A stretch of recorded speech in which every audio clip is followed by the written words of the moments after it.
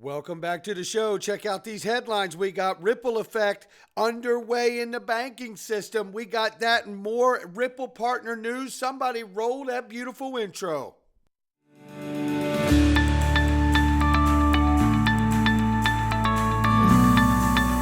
Digital Perspectives with Brad Kimes. Come on in.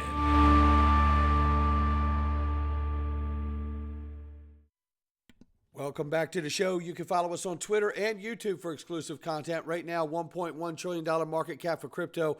The market is off by 0.5%. Bitcoin, 27,300 plus. Ethereum, 1,500 plus right now. Tether market cap, 83.3 billion plus. XRP at the number 5 spot at 49 cents. How low can it go? We're going to take a look at it before we get out of here. 1.3 off on the 24-hour, 3.1 down on the 7-day. Let's get started right here. It's linked to, and you know what?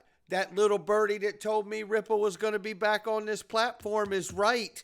And if you think you can't do it, you can. Link2 has done what they can to take down the minimums for investors. Listen, all you have to do is go register and sign up to get access to this stuff. The link is underneath the video. How much longer will you have to be able to get Ripple private equity? It's been gone for over a week or two, and now it's back on the board. I bet it doesn't last very long, so if you're going to take a swing at it, you better click the link to Link2 underneath. Right here, there was news that came out here. AMLA posted this, and I don't think many of us knew. I retweeted it too. But as it appears, it says XRP gets a boost as Mexico's central bank explores Ripple Partnership. However, hold the phone. Ratha Kahneman says misinformation today. Investing.com posted the AI-generated article that claimed Banco de Mexico plans to utilize Ripple's XRapid as a bridge asset.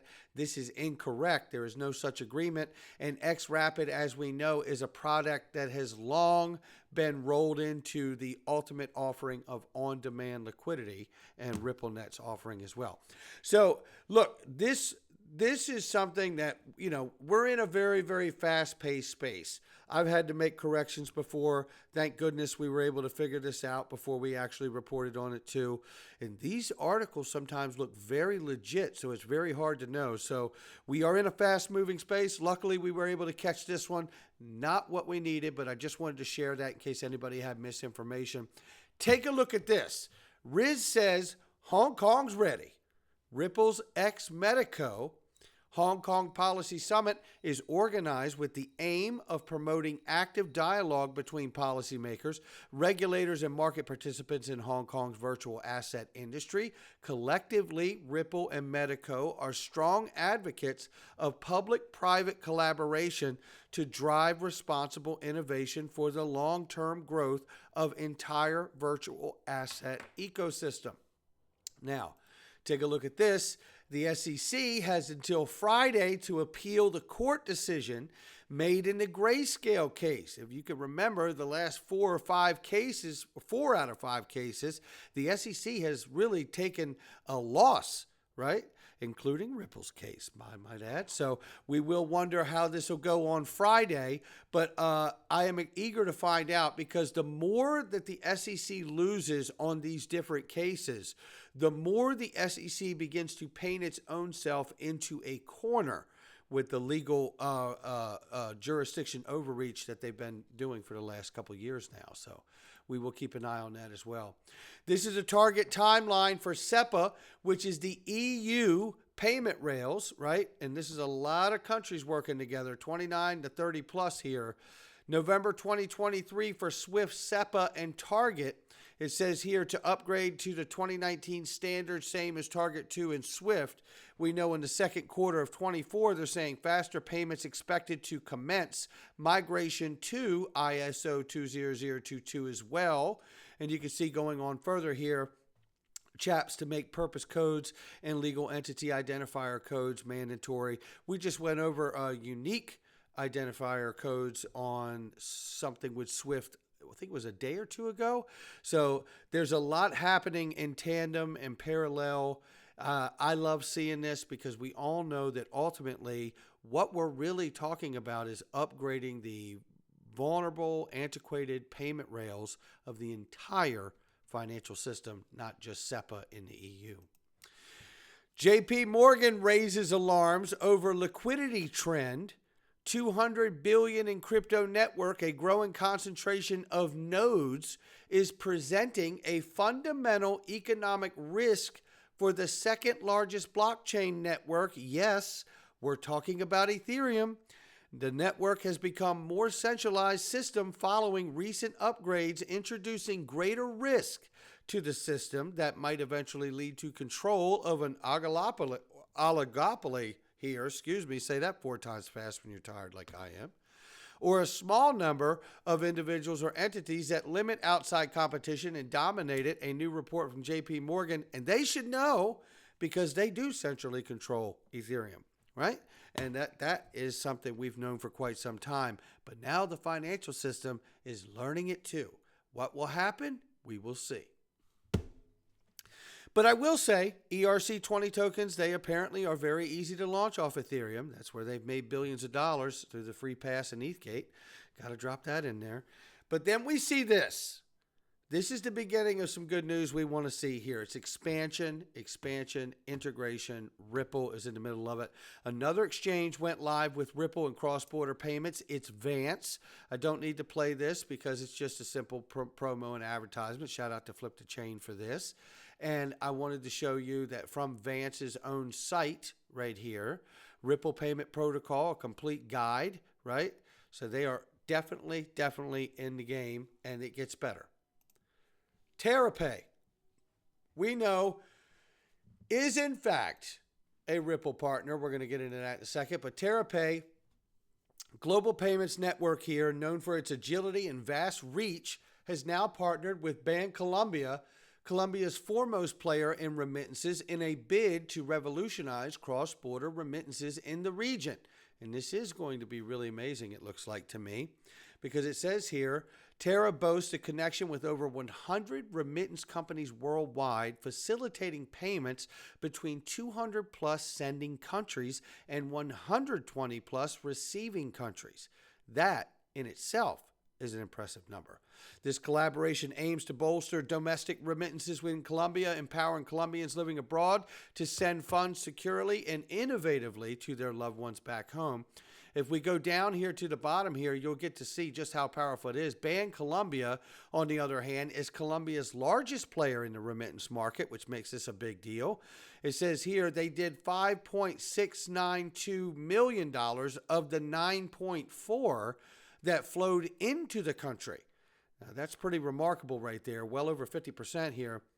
And we see with agreements in places with 17 remittance companies spanning 125 sending countries.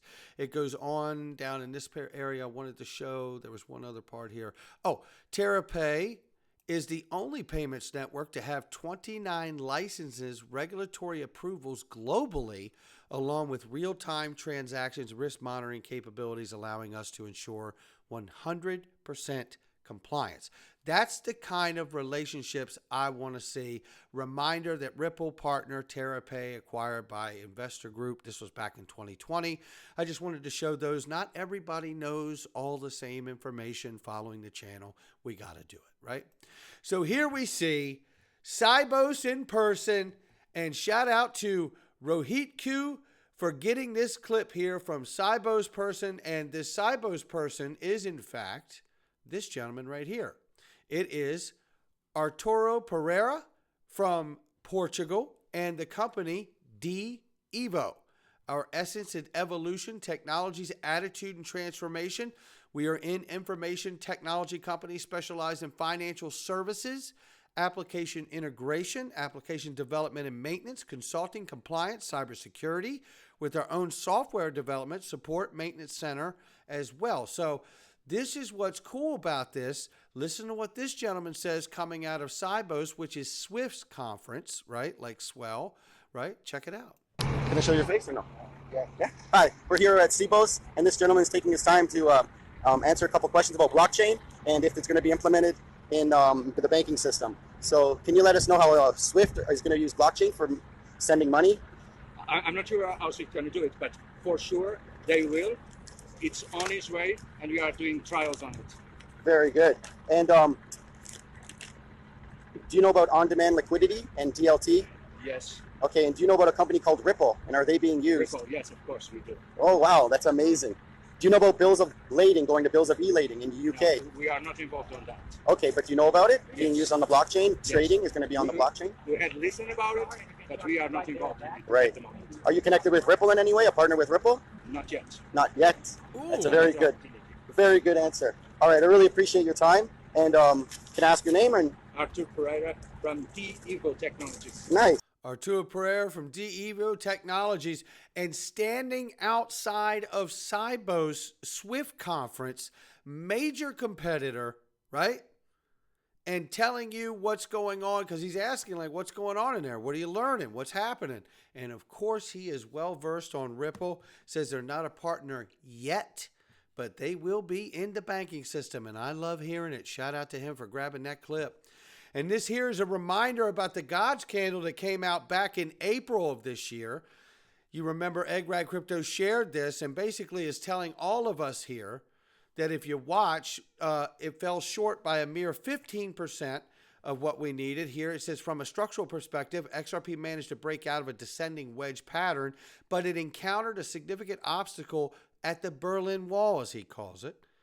He says here, it marked at 55 cents. Currently, XRP might hover just below that crucial resistance point. However, there is an intriguing twist. The potential for a black swan event. If such an event materializes, it will be cushioned by what I call the box of iron, with price action resembling a wicking process.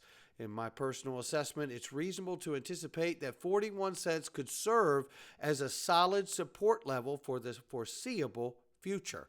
And we know we're at 49 cents now, so there it is. You dip down to 41 cents XRP, and I'll show you what I'll do. Not financial advice, it's just my digital perspectives. I'll catch all of you on the next one.